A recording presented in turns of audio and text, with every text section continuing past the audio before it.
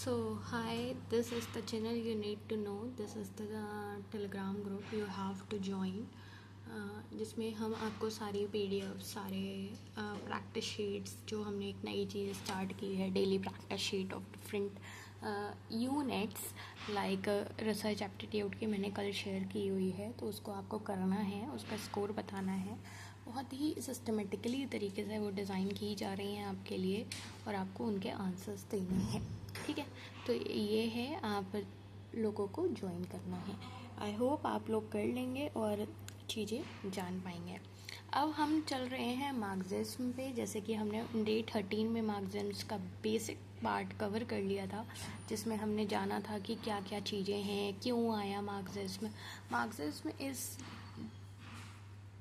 Just you can relate with the power, कि जहाँ पे पावर की बात हो रही है कि बेनिफिट किसे मिल रहा है। ठीक है, तो ऐसा करके मैंने मार्क्सिज्म, जो बच्चे बिल्कुल नए हैं, जो नींद से उठ के आए हैं इस क्लास को देखने और उनको लग रहा है पता नहीं आप क्या पढ़ा रही हो, तो उन्हें मैं बता दूं कि मैं ये बता रही हूँ कि डे 13 में हमने अपना लिटरेरी थ्योरी जो हम कर रहे थे ना, जिसमें हमने अपनी सेकेंड साइकिल स्टार्ट की थी 50 डे मास्टर सीरीज़ की, उसकी सेकेंड साइकिल में यानी कि डे 11 डे 12 में हमने स्ट्रक्चरलिज्म किया था। अब हम क्या कर रहे हैं, डे 13 में हमने मार्क्सिज्म का बेसिक कर लिया। आज हम डे 14 में क्या करने वाले हैं, हम मार्क्सिज्म से रिलेटेड जितने भी क्रिटिक्स हैं उनके बारे में पढ़ने वाले हैं। आ गया समझ में?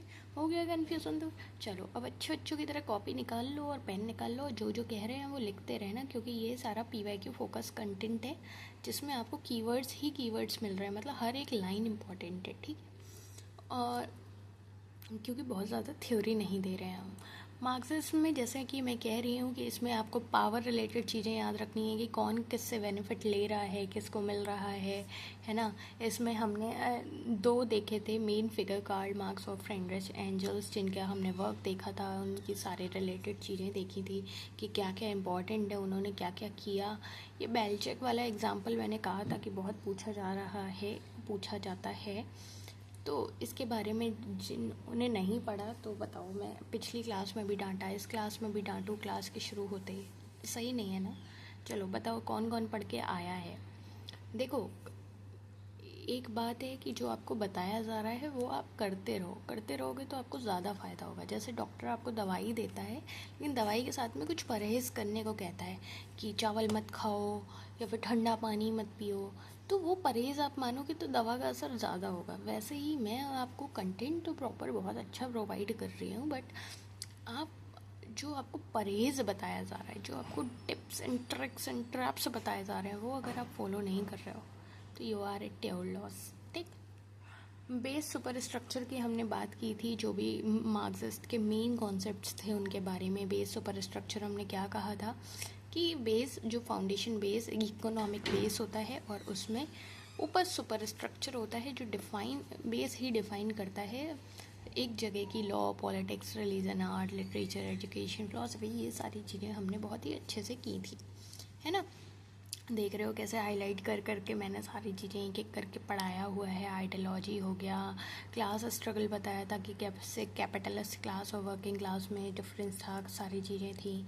उसके बाद मैंने सरप्लस वैल्यू, एक्सप्लॉयटेशन, ये सारी चीज़ें मैंने बताई हुई हैं। तो ये फिर से इसलिए बता रही हूँ कि अगर आप गलती से अपने किसी मौज मस्ती में टहलते घूमते आपको याद आया कि अच्छा लो पढ़ लेते हैं, और अगर आप मार्क्सिज्म के बेसिक्स नहीं जानते हैं इस लेवल के, तो आई एम सॉरी, आपका इस क्लास में कोई काम नहीं है। आप डे 13 वाली क्लास देखो जाके, पहले मार्क्सिज्म का बेसिक देखो जाके। अब आप कहोगे मैम आप हमेशा भगा देते हो। भगा नहीं दे रही हूँ, मैं आपको बेसिक बात बता रही हूँ कि अगर आप कल मेरी क्लास में आए होते तो मैं आपको एक पल को तब भी कंसिडर कर लेती कि हाँ चलो ठीक है, मार्क्सिज्म है, नया टॉपिक है, बेसिक है। बट आप आगे जानने आ गए सारी चीज़ें, है ना, कि लेट्स से कि आपको आगे का सारे जानने हैं, सारे बड़े बड़े वर्ड्स जानने हैं, है ना, और आपको बेसिक अल्फ़ाबेट्स आते नहीं हैं, तो दिक्कत वाली बात है ना। ये देखो सारी स्मार्ट टेबल दी थी मैंने कि सारा वर्क, ऑथर, उनके ईयर, उनका की कॉन्ट्रीब्यूशन, साथ में नेट की रेलेवेंस की क्या चीज़ कितनी ज़्यादा पूछी जाती है ना। इसके बाद ये जो मैंने आपको फ्लो चार्ट बताया था, अब कुछ बच्चों का अभी तक ये सवाल आ चुका होगा कि आपने जब इतना सब पढ़ा दिया तो आज क्यों बता रही हो। बेटा, आते ही आते मैं आपको कुछ भी पढ़ाने लग जाऊँ, मैं आपको इंटरकनेक्टिविटी नहीं बताऊँगी, कौन सी चीज़ कहाँ लिंक है, बताऊँगी ना। तो सुनो, मार्क्स का जो इकोनॉमिस्ट हैं उनका हमने देखा लिटरेरी एनालिसिस में कि उनने क्या क्या बात कही है। तो उन्हें मटेरियल रियलिटी में बोला कि इकोनॉमिक बेस होता है जो फोर्स और रिलेशन ऑफ प्रोडक्शन से बनता है, और वो शेप करता है या वो शेप होता है सुपर स्ट्रक्चर से, जैसे कि law, politics, religion, art, literature. और लिटरेचर नेचुरलाइज कर देता है क्लास इंटरेस्ट बाय आइडियोलॉजी, जिसमें ruling ideas presented at universal और फॉल्स कॉन्शियसनेस का कॉन्सेप्ट मैंने याद रखने को कहा था, है ना, कि आपके हित में चीज़ नहीं भी है बट आप कहीं ना कहीं सोच रहे हो कि ये बड़े लोग करते हैं तो मेरे लिए भी ये ठीक है, मतलब फिट इन नहीं हो पा रहे हैं तब भी फिट महसूस कर रहे हैं ऐसे नेचुरली कि हाँ हम तो फिट इन हैं, दैट इज़ फॉल्स कॉन्शियसनेस। फिर मार्क्सिस्ट की क्रिटिक्स जॉब के बारे में हमने बात की थी कि उन्होंने कहा था कि अनमास्क करनी चाहिए आइडियोलॉजी, इसको टेक्स्ट में, है ना, show how literature serves challenges class interest. फिर हिस्टोरिकल डेवलपमेंट हमने देखा था कि कैसे मार्क्स, एंजल्स के स्कैटर्ड आइडियाज़ जो थे, उन्होंने कोई कभी ऐसे किताब नहीं लिखी, उनके सारे स्कैटर्ड आइडियाज़ थे, कुछ प्रीफेस में, कुछ लेटर्स में, कुछ मैनिफेस्टो में, है ना। तो वो कैसे बाद में और जो क्रिटिक्स आए उन्होंने कैसे इसको लिटरेरी थ्योरी में फॉर्मलाइज़ किया, ये हम करेंगे डे 14 में, जो कि हमारा आज है। अब आया समझ में क्यों मैं इतनी देर से राम कथा कहानी बता रही थी, इसलिए बता रही थी। इसमें हमारा ल्यूकास है, ग्रामसी हैं, थ्रूजर हैं, क्लेटन है, जेमसन है, विलियम्स हैं, ये सारी चीज़ें हम आज करेंगे।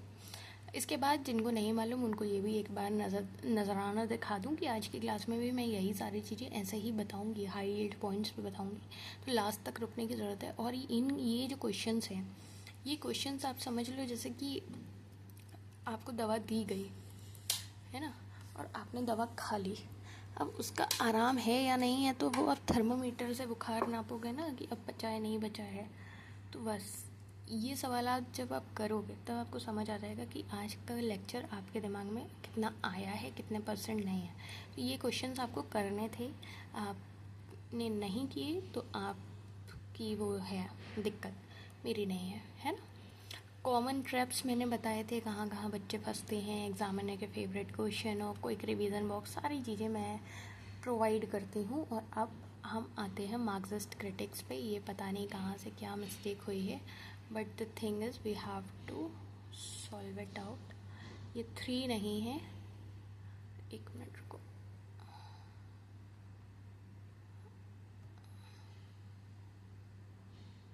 ये पता नहीं, एक मिनट रुकना, इसको 4 बना देते हैं ना, इससे दिख नहीं रहा है, जस्ट अ मिनट, ट्राइंग, मतलब मुझे लगता है आप समझ जाओगे।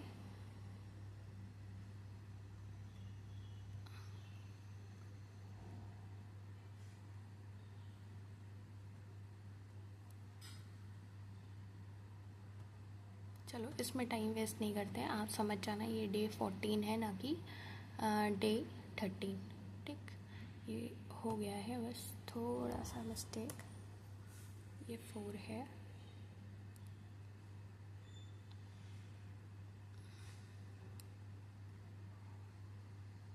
ठीक।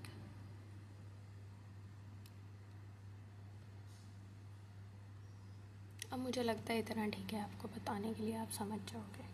चलो कोई बात नहीं, इससे फ़र्क नहीं पड़ता, हमें ये बात करनी है कि हम मार्क्सिस्ट क्रिटिक्स की बात कर रहे हैं। और आज फिर हम कुछ लॉजिकल रीजनिंग की ऐसी चीज़ें आपको देने वाले हैं जो आपको बहुत ज़्यादा हेल्प करेंगी, है ना।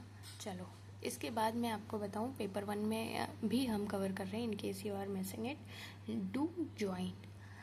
अब जैसे कि हमने मार्क्सिस्ट देख लिया कि वो क्यों मैटर कर रहा है, ये जैसे नेट में क्यों हमको पढ़ना पड़ रहा है, तो वो हमें इसलिए पढ़ना पड़ रहा है क्योंकि इसको पढ़ने से हमें पता लग रहा है कि जो मार्क्सिज्म होता है वो केवल ये नहीं जानना चाहता है।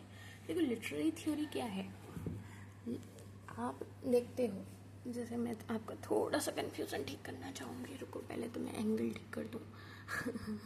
ठीक है, मैं आपका ये कन्फ्यूज़न दूर करना चाहूँगी कि जैसे आप एक लिटरेरी थ्योरी पढ़ते हो, एक लिटरेरी क्रिटिसिज्म पढ़ते हो, है ना, ऐसे ही आप लिंग्विस्टिक पढ़ते हो, स्टाइलिस्टिक पढ़ते हो। तो ये सारी अलग अलग ब्रांचेस नहीं है, ये इंटरकनेक्टेड हैं आपस में। तो यही इंटरकनेक्टिविटी, यही सारा टाइमलाइन, यही सब कुछ मैंने आपको फाउंडेशन सीरीज़ के लेक्चर में कवर अप किया हुआ है, आपको बताया हुआ है कि कैसे चीज़ें लिंक है। तो जैसे आप लिटरेरी थ्योरी पढ़ रहे हो, मतलब जो आपका लिटरेचर है उसके ऊपर जो कुछ थ्योरीज दी गई हैं कि किस तरह से आपको टेक्स्ट को किस तरह से देखना है, किस तरह से क्या चीज़ें जाननी है। तो स्ट्रक्चरलिज्म में हमने जाना कि टेक्स्ट कैसे एक स्ट्रक्चर में होता है ना, कैसे उसमें साइन सिग्निफायर सिग्निफाइड होता है, साइन कैसे सिग्निफायर सिग्निफाइड से बनता है ना। जो फर्डिनेंड साहब हमारे कह रहे थे, उनके साथ में और भी जितने लोग थे उन सब के बारे में पढ़ा। वैसे ही मार्क्सिज्म में जैसे हमने कार्ल मार्क्स और फ्रेडरिच एंजल्स के बारे में पढ़ा, तो उससे हमें पता लगा कि मार्क्सिज्म केवल ये नहीं जानना चाहता कि टेक्स्ट का मतलब क्या है, वो ये जानना चाहता है what does this text do in society, वो टेक्स्ट सोसाइटी में कर क्या रहा है, उसका पावर, उससे बेनिफिट क्या हो रहा है। इट ट्रीट्स, आज बताओ कौन से कलर से पढ़ोगे, ग्रीन से पढ़ाते हैं, चलो ठीक है। It treats literature as a social product shaped by economic structure, class conflicts and dominant ideologies. ये इसकी मेन बात है। For UGC NET you have to remember कि वो फोकस करते हैं स्पेसिफिक क्रिटिक्स के की कॉन्सेप्ट पे। मार्क्स और एंजल्स से जो भी डिफरेंसेस आते हैं, जो मैंने आपको कल पढ़ाए हैं उसके बारे में, और कैसे हर एक चीज़, हर एक क्रिटिक का मॉडिफाइड और एक्सटेंडेड मार्क्सिस्ट थॉट, वो सारी चीज़ें पूछी जाती हैं जो मैं आज आपको करा रही हूँ। तो आंखें खोल के कॉपी उठा के लिखना लगिएगा, क्योंकि बार बार मैं ये चीज़ें आपको नहीं बताऊँगी, है ना। और कोई कथा सुनने नहीं आया तो थोड़ा स्ट्रेट फॉरवर्ड तरीके से जो मैं बात कह रही हूँ वो सुन लो, ठीक। मैं आपको यहाँ पे कोई हुक्स नहीं करूँगी, ऐसा कोई वो नहीं, हर बात पे कहूँ अरे बेटा अरे बेटा अरे बेटा, इट्स नॉट लाइक दैट, है ना। जो मेरा पढ़ाना को जानते हैं वो जानते हैं कि क्या काम से काम, बात से बात, ठीक है। चल, ल्यूकास की अगर मैं बात करूँ तो आप इनको जान सकते हैं, इनका की कॉन्सेप्ट रिफिकेशन, ठीक। इनका की कॉन्सेप्ट आपको क्या याद रखना है, रिफिकेशन। अच्छा, इनका टाइमलाइन 1885 टू 1971 हंगेरियन, ठीक। इनका की कॉन्सेप्ट आपको क्या याद रखना है कि कैसे ह्यूमंस को ऑब्जेक्ट की तरह ट्रीट किया जा रहा है, ट्रीट किया जाता है, डेट इज़ रिफिकेशन। और इसके साथ में आपको याद रखना है टोटैलिटी। टोटैलिटी क्या होता है कि एक जो अच्छा नॉवेल होता है वो रिफ्लेक्ट करना चाहिए whole social reality, not just fragments. ये नहीं टुकड़ों में चीज़ें बता दी। जो एक अच्छा नॉवेल है वो की खासियत होनी चाहिए कि वो टोटल तरीके से सारी सोशल रियलिटी को रिफ्लेक्ट आउट करे, दैट इज टोटैलिटी। रिफिकेशन क्या है, treating humans as objects. Typicality क्या है कि characters must embody social forces, जो कुछ सोशल फोर्सेस जो हैं उनको एम्बॉडी करने चाहिए, ठीक है। हिस्ट्री एंड क्लास कॉन्शियसनेस क्या है, उनका मेजर वर्क है। अभी अगर हम ऐसे ही एल्थ्यूजर के बारे में जानना चाहें तो इनका टाइमलाइन 1918 टू 1990, जो हमारे फ्रेंच के हैं, इनका ISA, that is ideological state apparatus, school church media family rule by consent. ये इनका कहना था कि इस पे जो भी रूल हो रहे हैं, मतलब आइडियोलॉजिकल स्टेट एपरेटस बहुत पूछ लिया जाता है कि ये किससे रिलेटेड है। ऐसे ही RSA किससे रिलेटेड है, मतलब रिप्रेसिव स्टेट एपरेटस, जिसमें हमारे पुलिस आर्मी प्रिजन आ रहे थे, रूल बाय फोर्स। इनका कहना था कि दो तरह की हमारे एपरेटसेस होते हैं, like ideological state apparatus and repressive state apparatus, जिसमें यहाँ तो या तो कंसेंट से रूल हो रहा होगा या फोर्स से रूल हो रहा होगा। कंसेंट से रूल कहाँ पे हो रहा होगा, स्कूल में, चर्च में, मीडिया में, फैमिली में। वहीं रिप्रेसिव यानी कि फोर्स से रूल कहाँ हो रहा होगा, police, by army, by prison. वहीं इनका ये इंटरपेलेटेशन बहुत आता है। इंटरपेलेटेशन क्या है, ideology hails individual, they become subject. Ideology hail करती है इंडिविजुअल गर्ल्स को और वो सब्जेक्ट्स बन जाते हैं। वहीं सिम्टोमेटिक रीडिंग यानी कि reading the gap silences in a text, कोई आप टेक्स्ट पढ़ रहे हो उसमें जो बीच बीच में गैप्स दिए हुए हैं, जो साइलेंसेस दिए हुए हैं, उनको अगर आप समझ पा रहे हो, that is the symptomatic reading.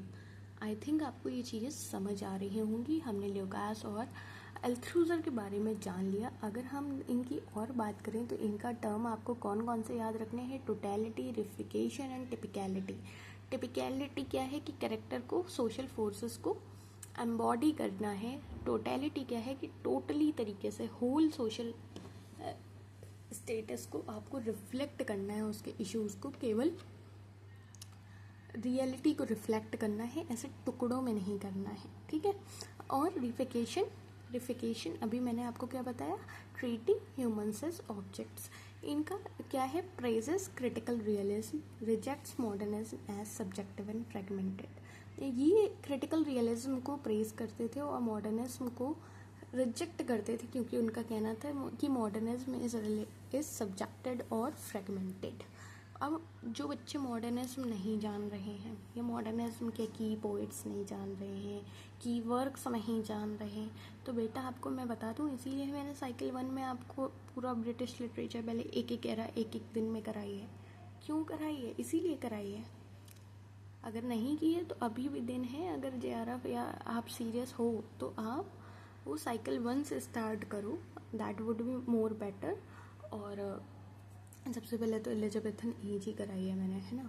तो आपको मैं ऐसे बहुत ज़्यादा फोर्स नहीं करूँगी, बट आपकी मर्जी। If you are serious enough, you know it by yourself कि आपको कैसे क्या करना चाहिए।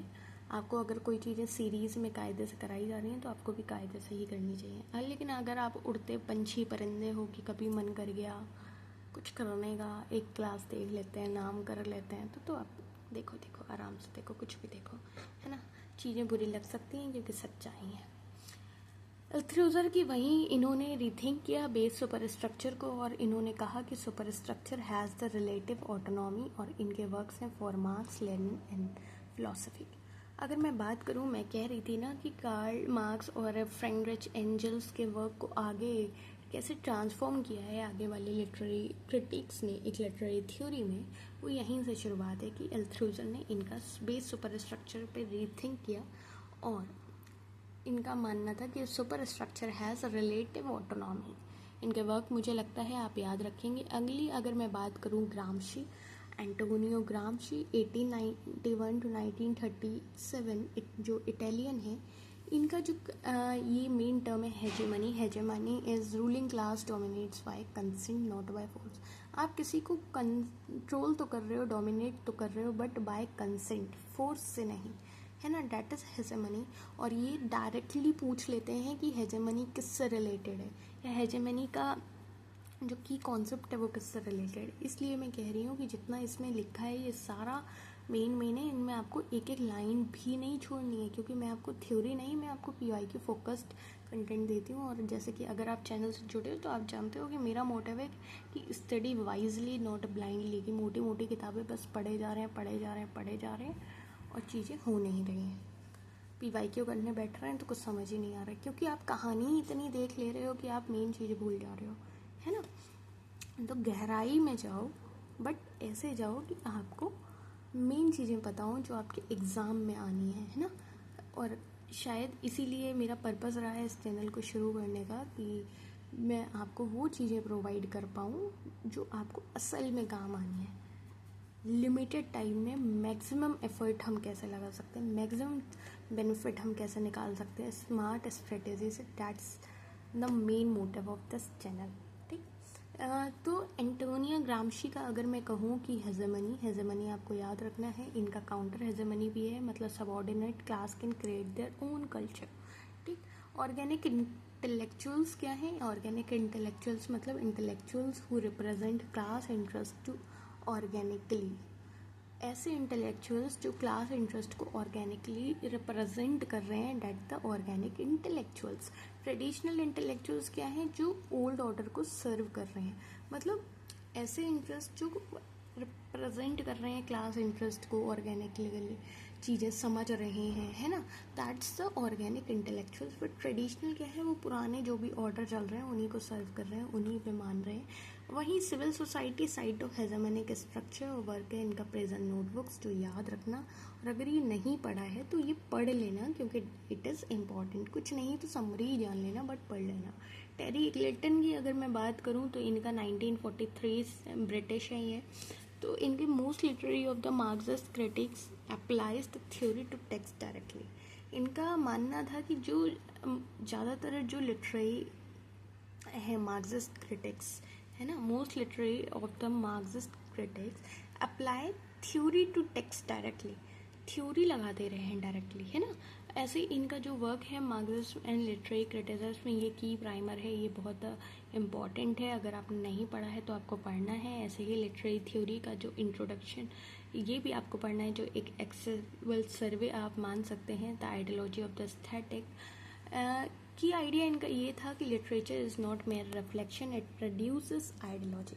का कहना था कि जो हम बात कर रहे हैं कि हमारा जो भी स्ट्रक्चर है, जो भी हमारी चीज़ें चल रही हैं, उसको हमारा लिटरेचर रिफ्लेक्ट कर रहा है, तो वो केवल रिफ्लेक्ट नहीं कर रहा है, वो कहीं ना कहीं आइडियोलॉजी भी निकाल रहा है एक टेक्स्ट में से। मतलब आप सोचिए कि आप कोई टेक्स्ट पढ़ रहे हैं और उसमें आप अगर कहीं, जैसे अगर मैं आपको बताऊँ डिसेबिलिटी स्टडीज़ का, अगर मैं बताऊँ महेश दत्तानी का तारा, अगर आपने पढ़ा हो तो आप जान पा रहे होंगे कि महेश दत्तानी के तारा में क्या हुआ, कि वो कॉन्जॉइंट बच्चे हुए, तारा और चंदन।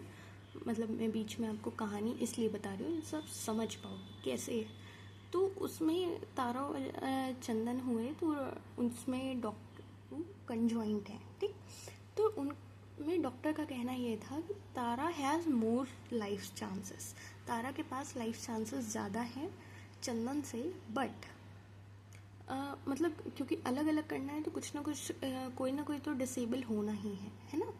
तो किसी ना किसी के पास तो डिसेबिलिटी आनी है। तो उनकी जो पेट्रियार्कल सोसाइटी, मतलब उनकी जो खुद की फैमिली है, वो ये जानते हुए भी कि तारा की ज़िंदगी ज़्यादा है, उन्होंने चंदन को चुना और बोला कि we want Chandan.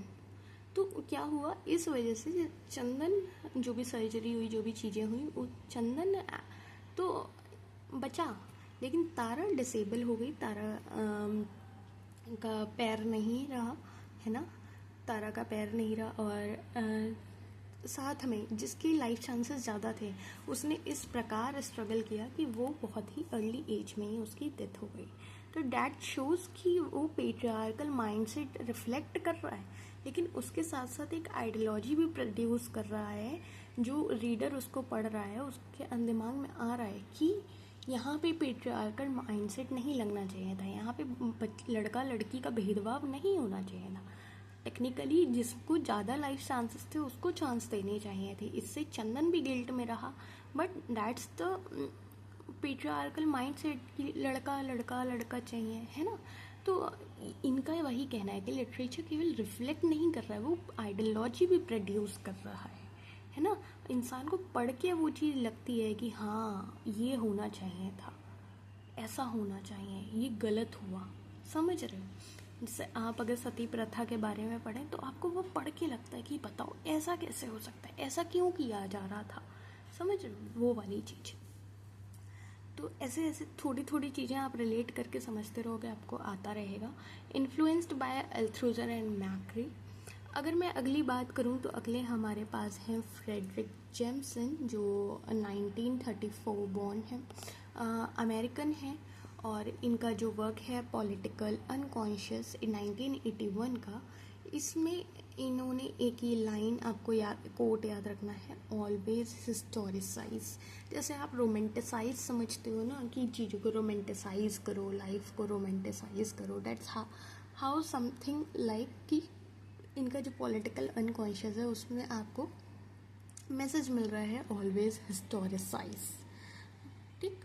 Literature contains repress social contradictions. 3 और रीज़न बताए हैं इनने इंटरप्रिटेशन का, that is political, social and historical. इन्होंने कहा है कि 3 तरीके से आप किसी चीज़ को इंटरप्रेट कर सकते हो, 3 हॉरिजन होते हैं, political, social and historical. Political तरीके से, हिस्टोरिकल तरीके से और सोशल तरीके से। पोस्ट मॉडर्निज्म को इनका कहना है culture logic of late capitalism, cultural logic of late capitalism. Combine Marxism, structuralism and psycho analysis.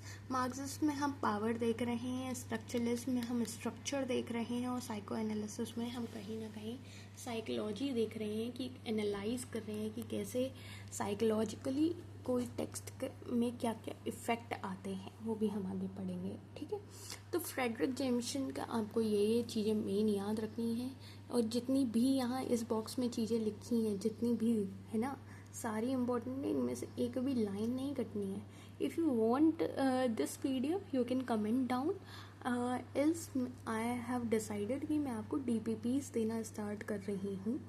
तो I will start with the structuralism first, क्योंकि हम चाहते हैं कि पहले हम साइकिल 2 से स्टार्ट कर दें, क्योंकि ब्रिटिश लिटरेचर का हम बाद में आपको देते रहेंगे साइड बाय साइड। ठीक, रेमंड विलियम की अगर मैं बात करूं तो इनका कल्चरल मटेरियलिज्म जो बहुत पूछा जाता है, जिसमें मानना है कि culture is itself a material production. ठीक, कल्चरल मटेरियलिज्म क्या है कि कल्चर खुद व खुद एक मटेरियल प्रोडक्शन है। Critic simple base superstructure model, इसमें कीवर्ड्स 1976 में हमको देखने को मिल रहे हैं। History of 130+ cultural vocabulary words. Marxism in literature 1977 का, जिसमें डोमिनेंट रेजिडुअल इमर्जेंट कल्चर्स हमें देखने को मिल रहे हैं। रेजिडुअल मतलब ओल्ड वैल्यूज सर्वाइविंग, जो पुरानी वैल्यूज जी रही, मतलब जिनको जिया जा रहा है, और इमर्जेंट इज लाइक जो न्यू वैल्यूज फॉर्म हो रही हैं। यह हमें कहाँ देखने को मिल रहा है? मार्क्सिज्म इन लिटरेचर में। Bridges Marxism and cultural studies. अब कुछ बच्चों का वो दिक्कत रहती है कि मैम अच्छा लिटरेरी स्टडीज़, लिटरेरी थ्योरीज हमने पढ़ लिया है ना, और लिटरेरी क्रिटिसिज्म पढ़ लिया, फिर कल्चरल स्टडीज़ कहाँ से आ गया, है ना, या फिर इंटरडिसिप्लिनैरिटी कहाँ से आ गया। तो घबराओ मत, जब दिमाग खोल के पढ़ोगे, रोज़ पढ़ोगे, तब चीज़ें समझ में आएंगी। ऐसे आप सोचो कि उड़ता ही फिरूँ हवाओं में कहीं मस्त मगन में होके, और 4 दिन में 1 दिन पढ़ने बैठ जा रहे हो कोई चीज़, तो भाई फिर मैं आगे आपसे कुछ कह नहीं सकती हूँ। पढ़ना तो रोज़ पड़ेगा, भले ही आप 2 घंटा पढ़ो। ठीक, आधे घंटे वाले तो कहीं नज़र ही नहीं आते हैं। ठीक है, रेमंड विलियम्स की मैंने बात कर ली, फ्रेडरिक जेम्सन की बात कर ली मैंने। अगर मैं अगली बात, मैं अगर यहाँ पे हाईलाइट नहीं कर रही हूँ, इसका मतलब ये नहीं है कि इम्पोर्टेंट नहीं है, समझ रहे हो? आई वॉन्ट कि आप भी लिखते रहो। अगली बात करने से पहले मैं आपको बता दूं, आई हैव डिसाइडेड कि मेरे को 240 स्टूडेंट्स की एक लिस्ट बनानी है, सीरियस स्टूडेंट्स की।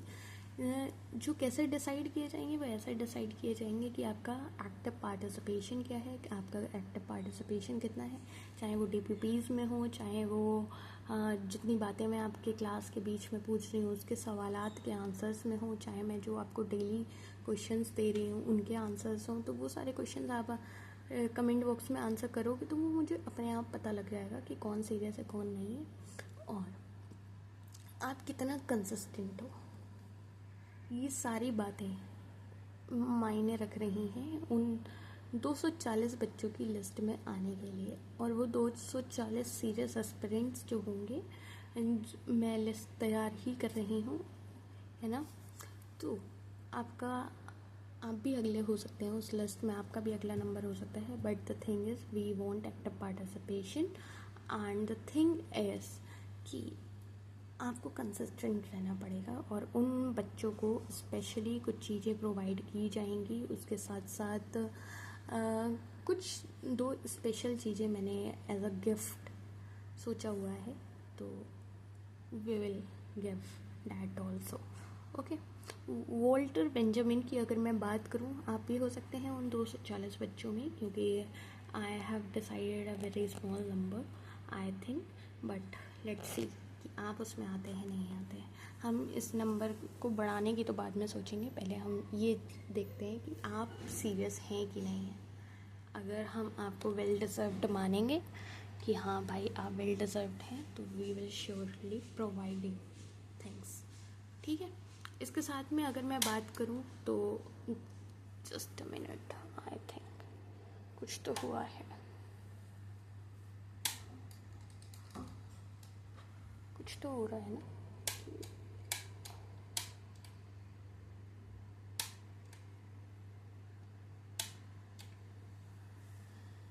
कोई बात नहीं, just a minute, I hope you will understand. 2 minute. The thing is कि मैं हमेशा रॉ वीडियो अपलोड करती हूँ, कोई एडिटिंग नहीं कुछ है, तो आपको बीच बीच में ऐसे थोड़ी थोड़ी सी चीज़ें हो सकती हैं, मिल सकती हैं, बट आप मेरी भी बात थोड़ा सा समझ पाएंगे कि मेरे पे भी थोड़ी सी वक्त की कमी है, समय की कमी है ना। चलो कोई बात नहीं, हम जैसा हो पाएगा हम वैसा करते रहेंगे, हो जाएगा, है ना। अब देखिए आपको वॉल्टर बेंजामिन, तो वॉल्टर बेंजामिन की अगर मैं बात करूं तो हाँ, जिनका टाइम पीरियड 1892 1940 आपको देखने को मिलेगा यहाँ। जो आप ऑरा फार्मिंग जानते हैं ना वो नहीं, यहाँ ऑरा इनका कीवर्ड आप मानिए, जिस यानी कि unique presence of work of art destroyed by mass reproduction. ठीक, the work of art in the age of mechanical reproduction, ये इनका वर्क रहा है। Fascism aestheticises politics, communism politicises art. इनका कहना था कि जो फेसिस में है वो एस्थेटिसाइजेस करता है पॉलिटिक्स को, और कम्युनिज्म पॉलिटिसाइज करता है आर्ट को। अब कुछ बच्चों को मैंने कम्युनिज्म का आंसर बताने को कहा था, है ना। ये सारी चीज़ें हम जब कल भी कर रहे थे, कुछ ऐसे वर्ड्स आए थे, just minute I have to show you, मतलब कुछ वर्ड्स आए थे जिसमें मैंने आपसे कहा था कि इन सब की मतलब बताओ मेरे को। तो कल की क्लास तो कल हो गई, लेकिन आज वाले बच्चे मुझे बताएं ज़रा इन सारे वर्ड्स का मतलब। आई वॉन्ट टू नो कि आप में से कितने को पता है, कितनों को नहीं पता है, क्योंकि इट्स द इम्पॉर्टेंट पार्ट कि आपको पता होना चाहिए। आप लिटरेचर के स्टूडेंट्स हैं और आप जेआरएफ की सोच रहे हैं। हाँ, ये हमारे हिस्टोरिकल फ्रेमवर्क में आया था, primitive communism, slavery, feudalism, capitalism, socialism और कम्युनिज्म। तो इन सारे वर्ड्स के मतलब मेरे को कमेंट डाउन करके बताओ कि क्या होता है, आपको कितने मालूम है, कितने नहीं मालूम है। आई वॉन्ट टू सी। अपनी शर्म हया छोड़ दो और जितनी बात पूछी जा रही है उतनी बात बताओ, ठीक है। Allegory over symbol रोइंस fragment not totality. जो एलिगरी यूज़ कर रहे हैं ना हम, एलिगरी क्या है मतलब लेयर्स में जो चीज़ें हम यूज़ कर रहे हैं, अपना करेक्टर अपना, और जो भी हमको आइडियोलॉजी शो करनी है सिंबल को ना देखते हुए, वो कहीं ना कहीं टोटैलिटी पे फ़र्क नहीं डालती है, बट फ्रेगमेंट्स पे डालती है, ठीक है। आर्केड्स प्रोजेक्ट, जिसमें fragments as a historical method दिखाया गया है, और ये मार्क्सिज्म, सरेलिज्म और थियोलॉजी को कनेक्ट करता है, ठीक है। इसके साथ में अगर मैं बात करूं जैसे कि इनकी विलियम्स की, रेमंड विलियम्स की, जो अगेन इम्पोर्टेंट फिगर हैं, ठीक है। जैसे उसमें आपको स्ट्रक्चरलिज्म में फर्डिनेंड डी साहब मिल रहे थे ना, फर्डिनेंड डी साहब कह रही हूँ, फर्डिनेंड साहब मिल रहे थे, वैसे इसमें आपको रेमंड विलियम हो गए, या फिर अगर मैं कहूँ आपसे टेरी ग्लेटन हो गए, या फिर कार्ल मार्क्स, फ्रेडरिक एंजल्स, इतने तो याद ही रखने हैं, ठीक है। अब अगली बात अगर मैं करूँ मैक्री, जो मैंने अभी आपको यहाँ पे दिखाया था कि इन्फ्लुएंस्ड बाय एल्थ्रोजर एंड मैक्री, टेरी ग्लेटन। तो एल्थ्रोजर के बारे में तो हमने जान लिया, इनके बारे में अगर हम जा रहे हैं तो इनका a theory of literary production, literature का मानना था कि literature is produced not created, it has conditions of production. कुछ कंडीशंस होती हैं प्रोडक्शन की, इसको आसान भाषा में आप ऐसे समझ सकते हैं कि जैसे जो बच्चे लिखना जानते हैं उनके अंदर से भाव आता है तब वो लिखते हैं। आप अगर ऐसा बहुत दिमाग लगा के लिखने की कोशिश करेंगे कि हाँ स्ट्रेटेजिकली लिखना है मेरे को, तो that's not the best form of art, है ना। जैसे कि अगर आप जानते हो कि 2 टाइप की इमेजिनेशन होती है, एक प्राइमरी इमेजिनेशन, एक सेकेंडरी इमेजिनेशन। मेरे को जल्दी से ये बता दो कि ये प्राइमरी और सेकेंडरी इमेजिनेशन वाला कॉन्सेप्ट बायोग्राफी या लिटरेरिया में तो है, ये तो मुझे मालूम है ना। अब मुझे ये बताओ कि कौन से चैप्टर में है और इससे कौन सा की फिगर एसोसिएटेड है, मतलब किसने ये कॉन्सेप्ट दिया है, ठीक। मैं तो भी देखूँ आप लोगों की तैयारी कैसे चल रही है। तो ये आपको कमेंट डाउन करना है अभी, ठीक। और जितनी बातें कही जा रही है ना, पूछी जा रही हैं, उतना का आपको रिस्पॉन्स देना है। क्यों देना है? क्योंकि उससे आपकी कहीं ना कहीं प्रैक्टिस होती जाएगी और आपका वही एक्टिव पार्टिसिपेशन आपको उन 240 बच्चों की लिस्ट में भी लाएगा।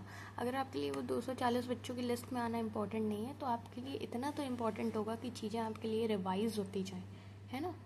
और मेरे लिए ये भी इम्पोर्टेंट है कि आप जो कमेंट डाउन करेंगे, हो सकता है जो बच्चे शर्म के बारे पूछते नहीं हैं, ढूंढते नहीं हैं, है ना, वो कहीं ना कहीं कमेंट बॉक्स पढ़ने में सबको मज़ा आता है, तो हो सकता है वो उसमें से देख लें तो उन्हें भी याद रह जाए, ठीक।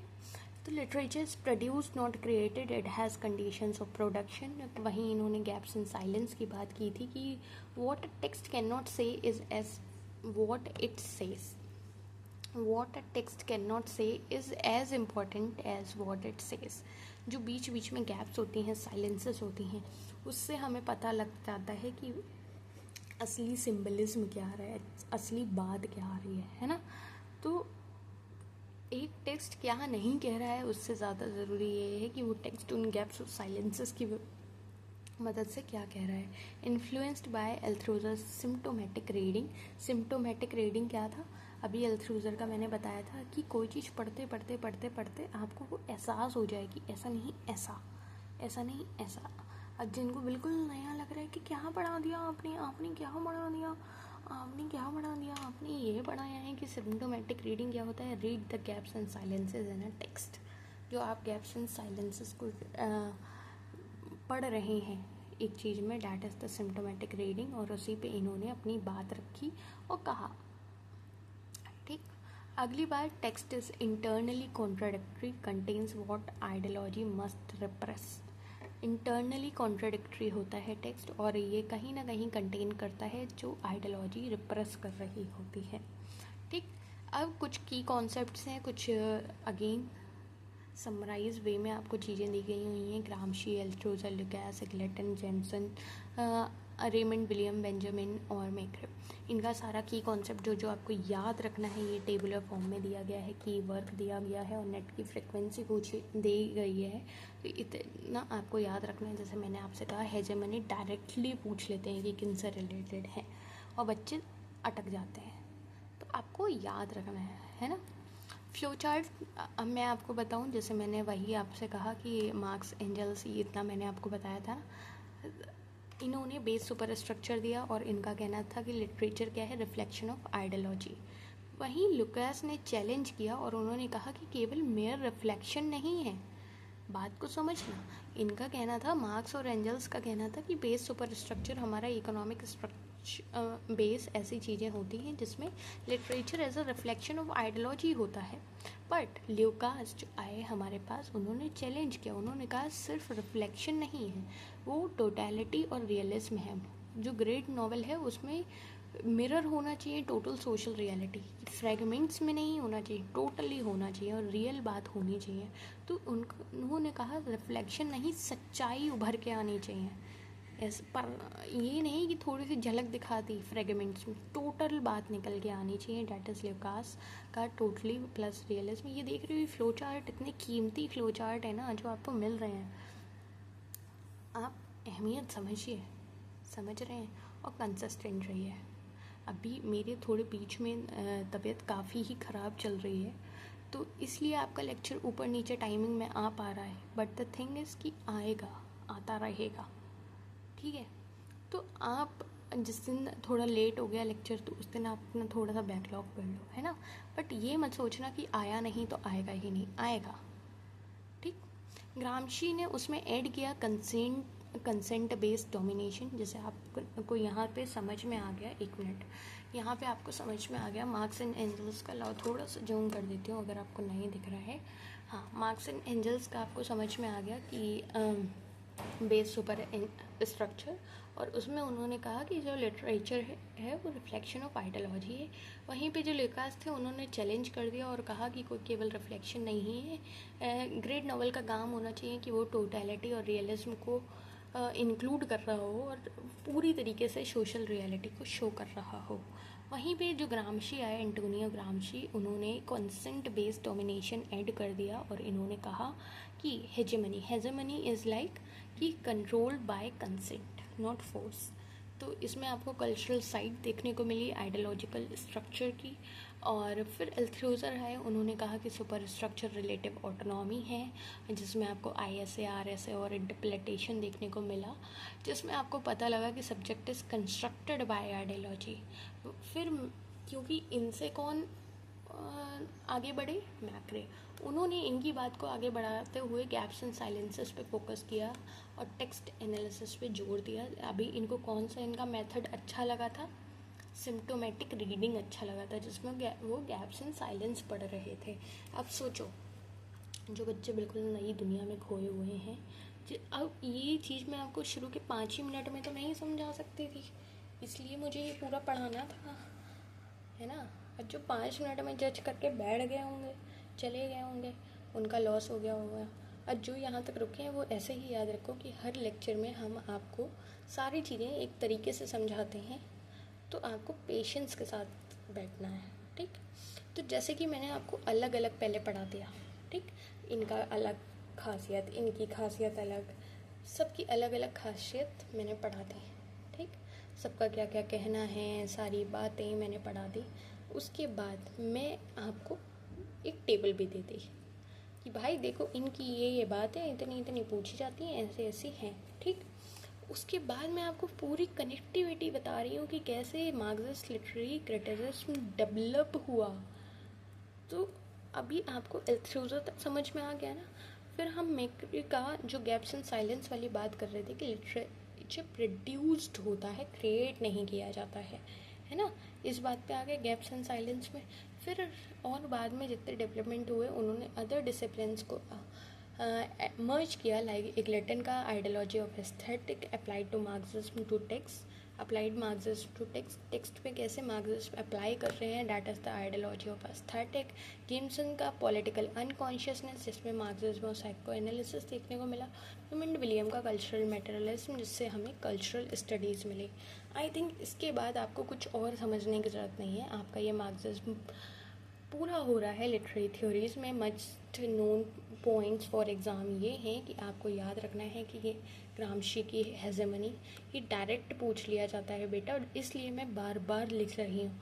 क्लासिक नेट क्वेश्चन क्या है कि इंटरप्रिटेशन किसने कॉइन किया, ऐसे ही पूछ लेते हैं, हेजेमनी किसने किया, ठीक। तो ये चीज़ें याद रखनी है।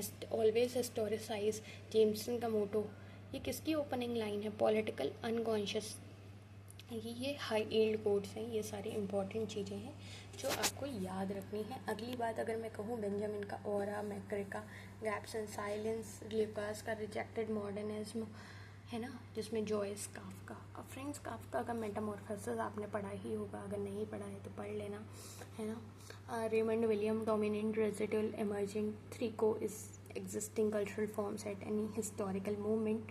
अगर मैं इसी के साथ कहूँ कि आपको 3 हॉराइजन मैंने बताए हैं, अभी इसी क्लास में बताए हैं, ईमानदारी से वो 3 हॉराइजन के नाम आप कमेंट डाउन कर दो, आपको पता लग जाएगा आप कितने कॉन्शियसली चीज़ें समझ रहे हो नहीं समझ रहे हो। एग्लेटन्स की मोस्ट फेमस बुक है लिटरेरी थ्योरी एंड इंट्रोडक्शन, तो जिसने नहीं पढ़ी हो वो पढ़ लेना। और आज के क्वेश्चंस ये हैं जो इजी भी हैं, मॉडरेट भी हैं, ट्रिकी भी हैं, तो इनके आंसर्स आपको कमेंट डाउन करने हैं। तो okay, let's start. Comment down the answers. Hegemony का कॉन्सेप्ट किसने दिया, जल्दी। ऐसे आपको करना है, 1 का ABCD ऐसे करके आपको करते रहना है। अल्थ्यूज़र का आइडियोलॉजिकल स्टेट एपरेटस क्या इंक्लूड कर रहा है, ऑलवेज हिस्टोरिसाइज कौन से वर्क में देखने को मिल रहा है, अल्थ्यूज़र थ्योरी इंटरप्रिटेशन रिफर्स टू, मतलब आप ये समझिए कि सारे कीवर्ड्स ही आपको पढ़ाए जा रहे हैं, आपको कीवर्ड्स देख के आंसर मिल रहा है अगर आप दिमाग खोल के पढ़ रहे हैं। आपको फालतू थ्योरी नहीं पढ़ाई जा रही है ना, मैं आपसे ऐसे 40,000 रुपये ले रही हूँ एक कोर्स के, और फिर मैं आपको पढ़ा रही हूँ। मैं आपको अगर फ्री में पढ़ा रही हूँ और इतना बेस्ट तरीके से पढ़ा रही हूँ तो यू शुड अप्रिशिएट इट। और अप्रिशिएट आप ऐसे ही कर सकते हो, अपना एक्टिव पार्टिसिपेशन दिखाओ और साथ में कंसिस्टेंट रहो, है ना। और टेलीग्राम से जुड़ जाना अगर अभी तक नहीं जुड़े हो, क्योंकि वहाँ पे बहुत सारी चीज़ें और मैं प्रोवाइड करने वाली हूँ। जिनको नहीं मालूम उनको मैं एक बार QR फिर से दिखा दे रही हूँ, ये देख लो, स्क्रीनशॉट ले लो, कुछ ले लो, ऐड कर हो लो, क्योंकि यहीं से आपको सारी और अच्छी चीज़ें देखने को मिलेंगी।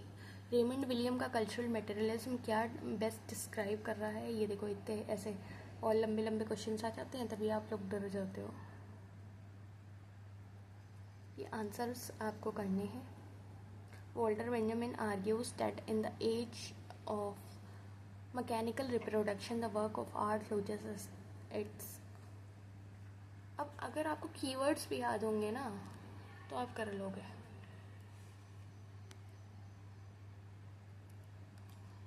और ऐसे ही आज के लेक्चर में नहीं, सारे लेक्चर्स में हमारा फोकस यही रहता है। बताओ, Lukacs values the novel of Balzac and Tolstoy over those of Zola because. अब बताओ और कैसे कीवर्ड्स चाहिए आपको। इतने बेहतरीन तरीके से आपको दिलाए जा रहे हैं। मुझे लगता है आप इनके सारे क्वेश्चंस कर लेंगे। और आज का टारगेट आपको रखना है कि 10 में से कुछ नहीं, आपके 8 तो ठीक होने ही चाहिए। ठीक, मेरे को अपना स्कोर भी बताना, अपने आंसर्स भी बताना, मैं स्कोर दे दूँगी। ठीक। Macherey's concept of gaps and silence in a literary text refers to.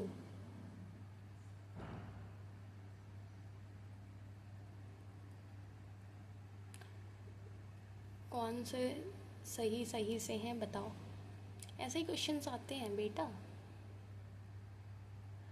10th question, Raymond William distinction between dominant residual and emergent culture is found in. बताओ, दिमाग लगाओ।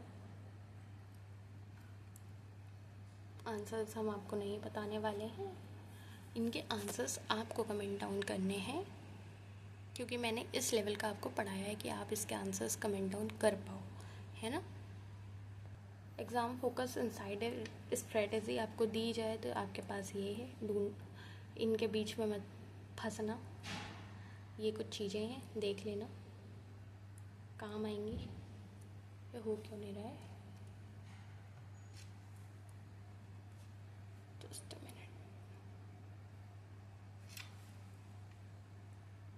वेरिफिकेशन, ISA, ग्रामशी, हेजेमनी, ये सारी चीज़ें मैंने आपको पढ़ाई हैं, बस आप देख लेना। ऐसे क्वेश्चंस आते हैं कि किसने क्या कॉइन किया, कौन किससे रिलेटेड है ना, व्हाट डज दिस मीन। और ये आपका क्विक रिवीजन बॉक्स है जिसमें मैंने आपको सारी चीज़ें बताई हैं, कौन किससे रिलेटेड है, कौन किस में क्या होता है, ISA, RSA, है ना।